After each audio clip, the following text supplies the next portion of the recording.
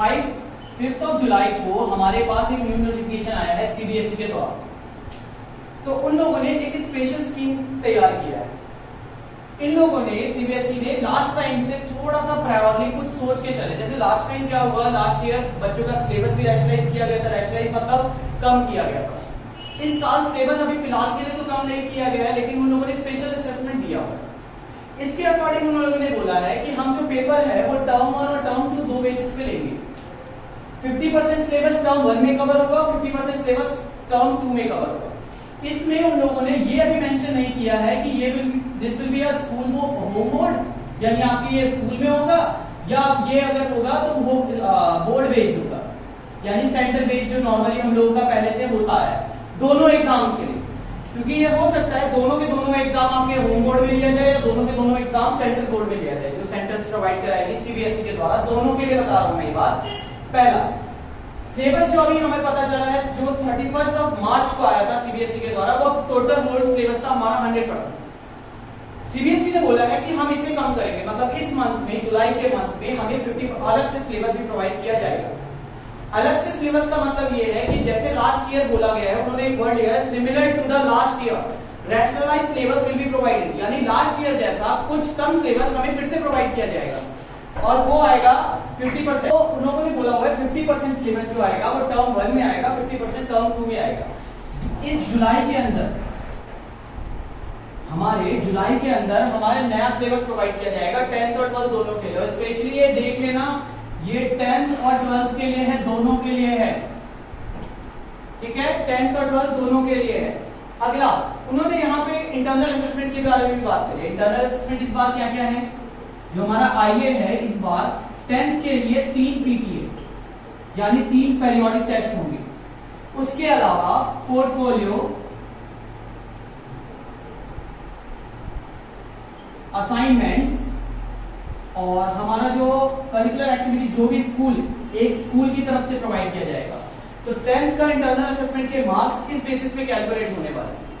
जो हमारा 20 मार्क्स जो इंटरनल असेसमेंट स्कूल प्रोवाइड करवाता है वो इन बेसिस पे होने वाला है। तो ये चीज ध्यान देना, इस बार का कोई पीटी मिस मत करना है स्कूल का, चाहे वो ऑनलाइन हो या ऑफलाइन हो। अभी हमें नहीं पता फ्यूचर में क्या होने वाला है, लेकिन कोई भी 10th या 12th का स्टूडेंट खासकर पीटी मिस नहीं करेगा, पोर्टफोलियोज मिस नहीं करोगे आप, अपने टाइमली असाइनमेंट शेड्यूल करके टीचर्स को प्रोवाइड करोगे। फिर अगला देखते हैं 12th के लिए क्या आया है। 12th क्या आया है, यूनिट टेस्ट। उन्होंने ये बोला हुआ है कि जितने भी यूनिट टेस्ट होते हैं, ठीक है, और प्रैक्टिकल, उसके बेसिस पे हमें आईए प्रोवाइड कराया जाएगा। इंटरनल असेसमेंट, जो भी इंटरनल असेसमेंट है वो यूनिट टेस्ट और प्रैक्टिकल के बेसिस पे होने वाला है, दोनों के दोनों। तो 10th वाले स्टूडेंट्स इन पे ज्यादा ध्यान दोगे और 12th वाले स्टूडेंट्स इन पे ज्यादा ध्यान दोगे, क्योंकि यही चीज आगे जाके तुम्हारे बहुत काम आने वाला है, वो मैं बताऊंगा आगे वीडियो में कैसे। अगला देखते हैं, उन्होंने बोला हुआ है कि सिलेबस इस बेसिस पे रखा गया है। पिछले साल क्या हुआ था कि जो तुम्हें इस साल के जो मार्क्स हैं 10th और 12th वालों को, उन लोगों के लिए नया बनाया गया। जैसे 10th वालों का ये बोला गया कि जो भी स्कूल में असेसमेंट बताया गया है वो चीजें होंगी। 12th वालों के लिए ये बोला गया कि आपके 9th, 10th और 12th के मार्क्स पे, 10th, 11th और 12th के मार्क्स के बेसिस पे हम मार्क्स रखेंगे। जैसे 30-40-40 के रेशियो पे, जब आप लोगों ने देखा ही होगा जो सीबीएसई का आया हुआ है नया, उस बेसिस पे जो मार्क्स हैं। लेकिन इस साल का उन्होंने बोला है कि टर्म 1 और टर्म 2 के बेसिस पे रखने वाले 50% सिलेबस। फिर उन लोगों ने कुछ प्रोविजंस दिए हैं कि मान लेते हैं पैंडेमिक खत्म ही नहीं होता, यानी ये कोविड का टाइम जो है वो खत्म ही नहीं होगा, है ना, मान के चलते हैं। उन लोगों ने सारी सिचुएशन सोच के रखी है।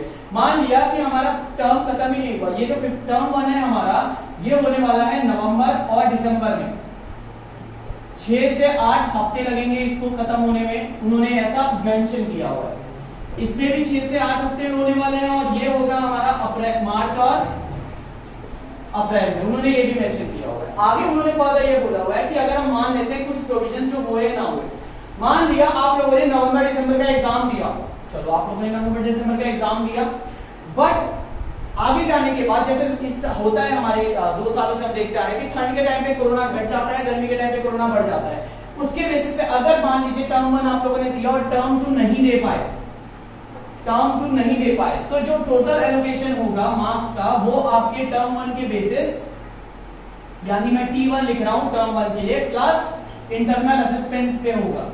तो यानी जो टोटल मार्क्स आपका गिना जाएगा वो टर्म 1 के बेसिस पे गिना जाएगा और बाकी जो होगा इंटरनल असेसमेंट पे रखा जाएगा।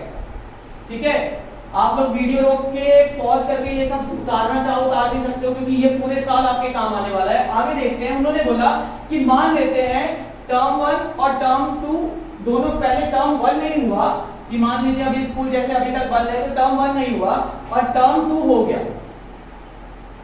मान लिया टर्म 1 नहीं हुआ, इस बार टर्म 2 हो गया, तो इस बार ये भी सेम रखेंगे। यहां से बेटा मैंने 5 जुलाई का वो माइनस हटाया है, रिमूव किया है, तो यहां टर्म 2 प्लस इंटरनल असेसमेंट पे हमें मार्क्स मिलेगा टोटल।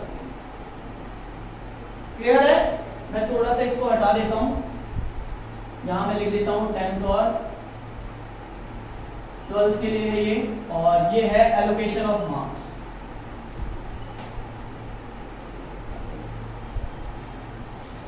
तो ये सिर्फ 10th के लिए नहीं है, ये 12th के लिए भी है।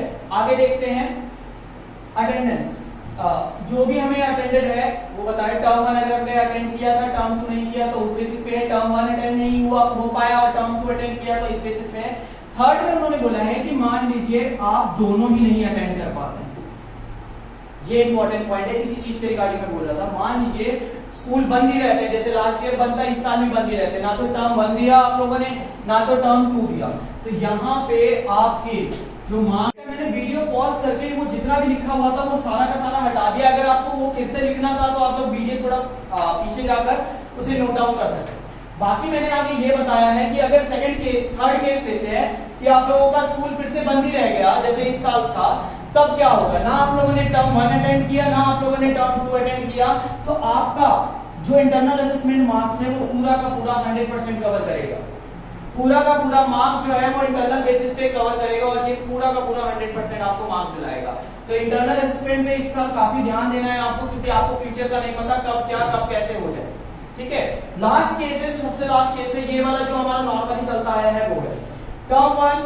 ठीक है, अगर टर्म 1 का होता है और टर्म 2 भी हो रहा है, मतलब मान लीजिए नॉर्मल हो गया, कोरोना का टाइम खत्म, अपना हम लोग स्कूल वापस जा रहे हैं, तो क्या होगा, टर्म 1 और टर्म 2 दोनों के एग्जाम आपके नॉर्मली होंगे, हो गए आपका, और इंटरनल असेसमेंट, तो इसका रेशियो बनेगा 40% प्लस 40% प्लस 20%। तो इस बेसिस पे मार्क्स का कैलकुलेशन होने वाला है इस साल आपका, तो इस चीज पे भी ध्यान देगा आप लोग। इसके बाद कुछ बच्चों की एक क्वेरी आई हुई थी, ठीक है, तो क्वेरी पे भी मैं बता देता हूँ। कुछ बच्चों ने पूछा था कि क्या सर सिलेबस जो आने वाला है सिलेबस 1 और सिलेबस 2 में सेम आएगा? नहीं बेटा, उन्होंने ये बोला हुआ है कि 50% सिलेबस टर्म 1 में डालेंगे और 50% सिलेबस टर्म 2 में डालने वाले हैं। तो ऐसा उन लोगों ने कहीं नहीं बोला हुआ है कि सिलेबस जो आना है वो सेम ही आएगा, जो इसमें आ चुका है वो इसमें आएगा, नहीं। हमेशा ऐसा ये होता था हमारा बोर्ड का एग्जाम कि ये अगर लेते थे कि आधा अगर पहले ले लिया तो फाइनल टर्म में पूरा आता था, नहीं। अगर मैं ये इसको कैटेगराइज करूं, ये लोगों ने टर्म 1 और टर्म 2 दिया हुआ है बोर्ड वालों में, मैं सेमेस्टर एग्जाम्स बोलूंगा इनको, जैसा कि कॉलेजेस में होता है। सेमेस्टर एग्जाम्स में भी यही होता है बेटा, जो सिलेबस होता है आधा पहले आ जाता है फिर आधा बाद में आता है, उसी अकॉर्डिंग ये सेमेस्टर एग्जाम के बेसिस पे आप मान सकते हो। उनका भी सेम शेड्यूल होता है, उनका नवंबर दिसंबर में फर्स्ट सेमेस्टर हो रहा होता है, सेकंड सेमेस्टर बस अप्रैल की जगह मई और जून में होता है। क्लियर है?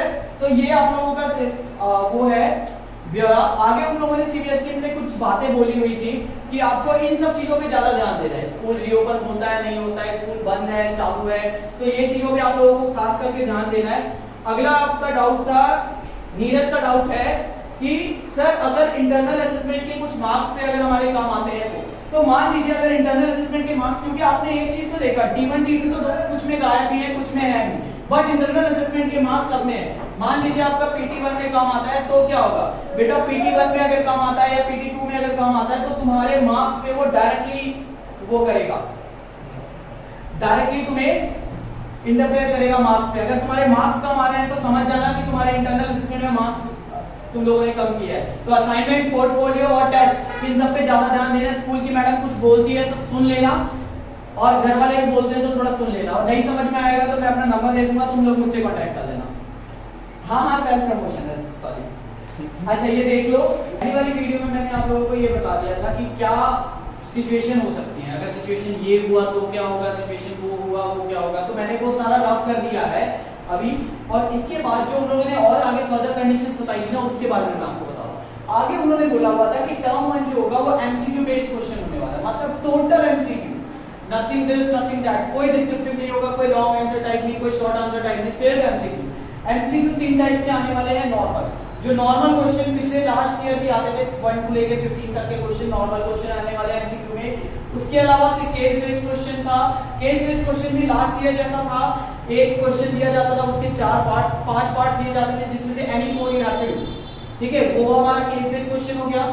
2 क्वेश्चन आइडियाज इसमें आएंगे सेक्शनल रीजन से रिलेटेड, जो कि लास्ट ईयर भी आप लोगों ने किया होगा, 9th में भी आता है आप लोगों के, 11th और 12th में भी आता है। तो 10th और 12th वालों के लिए, दोनों के लिए ये सेम ही सिलेबस रहने वाला है, ठीक है। वो सीबीएसई बस ये कहना चाहती है कि कुछ नहीं से तो कुछ सही, बेसिकली मैं आपको बताऊं, क्योंकि लास्ट ईयर सारा सूखा सूखा गया सीबीएसई के लिए, कोई एग्जाम तो कंडक्ट नहीं हुआ है, तो सीबीएसई चाहती है इस बार कि सूखा सूखा ना रखे, थोड़ा सा कुछ रखे होंगे। तो याद रखना, टर्म 1 जो आएगा वो एमसीक्यू से रिलेटेड क्वेश्चन आना है। टोटल टाइम जो वो कंटेन करेगा 90 मिनट्स कंटेन करेगा। अब अगर मैं अपनी अकॉर्डिंग बताऊं तो 90 मिनट्स में 120 क्वेश्चन से लेके 150 क्वेश्चन के बीच में वो देंगे, अगर वो एमसीक्यू क्वेश्चन होता है। एमसीक्यू क्वेश्चन मिनिमम 120 से लेके 150 तक होना चाहिए, इसी के बीच में वो देंगे आपको। तो आप लोग भी प्रिपरेशन इसी अकॉर्डिंग करना कि 90 मिनट में you have to crack around 120 question and 150 question, ठीक है। ये इतना आपको क्रैक करने की कोशिश करिए। टर्म 2 जो आएगा वो डिस्क्रिप्टिव होगा, ठीक है। टर्म 2 में भी 2 कंडीशन दी हुई है कि पहला डिस्क्रिप्टिव एग्जाम, डिस्क्रिप्टिव एग्जाम में क्या आएगा, केस बेस्ड क्वेश्चन आएगा, ठीक है, long short and long answer आएंगे, ये दोनों तरह के क्वेश्चंस आने वाले हैं। तो ये हमारा डिस्क्रिप्टिव एग्जाम होगा। ये यहाँ पे इन लोगों ने कंडीशन बोली है that it will be 2 hour long. So they had said, they said that it will be 2 hour long only, and in case this exam cannot be continued due to coronavirus or pandemic, so again MCQ exam can be taken. आगे उन्होंने ये बोला है कि अगर ये possible नहीं होगा उस केस में तो हम एमसीक्यू लेंगे दोबारा, मतलब फिर से ये पूरा का पूरा ऊपर वाला जो टर्म 1 वाला कंसेप्ट है वो फिर से नीचे आ जाएगा, यानी वही नॉर्मल क्वेश्चन, वही केस बेस्ड, वही असेसमेंट रीजन टाइप और वही 90 मिनट का एग्जाम। तो ये एग्जाम भी सेम ही रहने वाला है, ध्यान देना आप लोग, 90 मिनट का सेम एग्जाम। तो फिर से समझाता हूं, टर्म 1 अगर इस केस में हुआ तो अगर टर्म 1 होता है तो पिछले मैंने इससे पहले आप लोगों को यही चीज बताया कि अगर होता है नहीं होता है वो सारी, लेकिन अगर टर्म 1 होता है जो कि हमारा क्या कंटेन कर रहा है, 50% सिलेबस कंटेन कर रहा है, और टर्म 2 भी हमारा 50% सिलेबस कंटेन कर रहा है। टर्म 2 में 2 वेज हैं, आइदर डिस्क्रिप्टिव और एमसीक्यू, आइदर डिस्क्रिप्टिव और एमसीक्यू। तो डिस्क्रिप्टिव अगर होगा तो केस बेस्ड शॉर्ट आंसर होगा 2 hour long, और अगर एमसीक्यू होगा तो 90 मिनट का एग्जाम होने वाला है फिर से, ठीक है। इसके साथ साथ मैं इसकी प्रिपरेशन के लिए मैं खुद के क्वेश्चन पेपर भी बनाता हूं, ठीक है। तो मैं इसके नीचे टेलीग्राम का लिंक दे दूंगा ग्रुप का, आप लोग उसमें ज्वाइन कर सकते हैं कि अगर आपको फर्दर लगता है। 10th के लिए है, मैं सिर्फ ये बता दूं, ये सिर्फ 10th के लिए है, ठीक है। 10th वालों के लिए मैं बोल रहा हूँ कि मैं क्वेश्चन पेपर खुद ही बनाता हूँ, तो मेरे खुद के भी क्वेश्चन होते हैं उस पे, वो क्वेश्चन मैं इसी अकॉर्डिंग बनाऊंगा। जैसे ही जुलाई में इस साल आएगा तो मैं जुलाई से ही इससे रिलेटेड सारे पेपर तैयार करने वाला हूँ। तो इस चीज पे भी मैं आप लोगों का ये ध्यान रखना चाहूंगा इस चीज पे। इसके अलावा मैं कुछ क्लास के वीडियो भी डालने वाला हूँ, क्योंकि बेटा मेरा नाम रोशन सर है और मैं वैदिक मैथ्स का teacher as well as academic. तो एकेडमिक के साथ साथ मैं वैदिक मैथ्स पढ़ाता हूँ। तो तुम लोगों ने जो भी पढ़ा हुआ है वो स्कूल में के करिकुलम के अकॉर्डिंग पढ़ा हुआ है, जो भी कन्वेंशनल मेथड स्कूल में कराया जाता है, मैं अपने स्टूडेंट्स को थोड़ा सा वैदिक मैथ्स के साथ कराता हूं ताकि उनको थोड़ा सा कन्वीनियंट हो, क्योंकि आपको पता है सीबीएसई जो है वो प्रोवाइड नहीं करती है कैलकुलेटर, बट मैं सीबीएसई, आईबी, आईजीसीएसई सबके स्टूडेंट्स को पढ़ाता हूं और उनके में कैलकुलेटर प्रोवाइड है। तो मुझे थोड़ा सा पार्शियलिटी लगती है, तो उस पार्शियलिटी को दूर करने के लिए मैं आप लोगों को वैदिक मैथ्स के ट्रिक साथ के साथ करवाऊंगा। मतलब अगर मान लीजिए कोई टॉपिक कर रहे हैं तो उसके साथ के साथ, तो मैं अगला टॉपिक जल्दी डालने वाला हूं, इसके बाद 2-3 दिनों में आपका नेक्स्ट टॉपिक भी आ जाएगा। तो आप लोग डिफरेंशिएट कर सकते हैं whether you have read that topic और नॉट, तुमने वो टॉपिक पढ़ा हो या ना पढ़ा हो, इट डजंट मैटर। जैसे तो वो टॉपिक मैं जब करवाऊंगा तो आपको कम से कम फेमिलियर लगेगा, ठीक है, वैदिक मैथ्स के कांसेप्ट भी थोड़े फेमिलियर लगेंगे। तो नॉट टू वरी, बाकी आप लोग करने लाइक शेयर एंड सब्सक्राइब। बाकी मैं कोई पॉपुलर यूट्यूबर तो हूं नहीं कि मैं बिना बोले भी आप लोग कर ही होंगे, तो ये आपके ऊपर है।